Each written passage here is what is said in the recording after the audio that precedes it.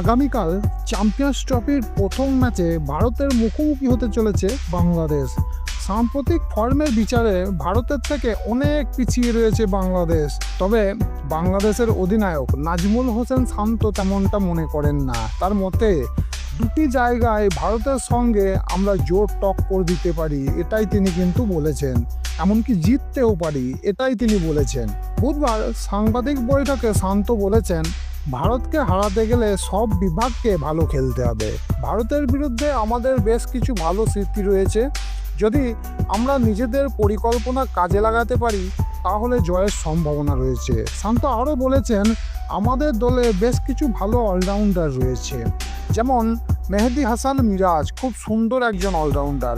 আমরা ওদের ওপর নির্ভর করছি। আসলে এই প্রতিযোগিতায় যে কোনো দল জিততে পারে। আমরাও চ্যাম্পিয়ন্স হওয়ার মারিয়ার চেষ্টা করব, তবে এখন থেকেই বেশি কিছু ভাবছি না। অলরাউন্ডারেরা যদি প্রথম শক্তি হন তাহলে দ্বিতীয় শক্তি অবশ্যই পেসারেরা, এমনটাই মনে করেন শান্ত। তার কথায় আমাদের দলের পেসারেরা খুবই ভালো। নাহিদের মতো বোলারকে পেয়ে আমরা গর্বিত। যদি ও খেলে তাহলে ঠিক নিজের কাজ করে দেবে। স্পিনার এবং পেসারের ভালো ভারসাম্য আমাদের দলে রয়েছে। চ্যাম্পিয়ন্স ট্রফি থেকে এই মুহূর্তে ছিটকে গেছে ভারতীয় দলের পেস বোলার জাসপ্রীত বুমরা। এই বিষয়ে তাকে প্রশ্ন করা হলে তিনি বলেন, বুমরা বা ভারতীয় কোনো বোলারকে বা ক্রিকেটারকে নিয়ে আমরা বেশি কিছু ভাবতে রাজি নই। আমরা নিজেদের খেলা খেলবো, তবেই আমরা জিততে পারবো। বন্ধুরা, বাকি দেশগুলো মোটামুটি একদিনের ম্যাচ প্রায়ই খেলে চলেছে, তবে বাংলাদেশ সাম্প্রতিককালে খুব একটা একদিনের ম্যাচ খেলেনি। তার কারণ হচ্ছে বাংলাদেশ প্রিমিয়াম লিগ। কিছুদিন আগে বাংলাদেশ প্রিমিয়াম লিগ শেষ হয়েছে, সেখানে থেকেই তারা সরাসরি চ্যাম্পিয়ন্স ট্রফিতে যোগদান করেছে।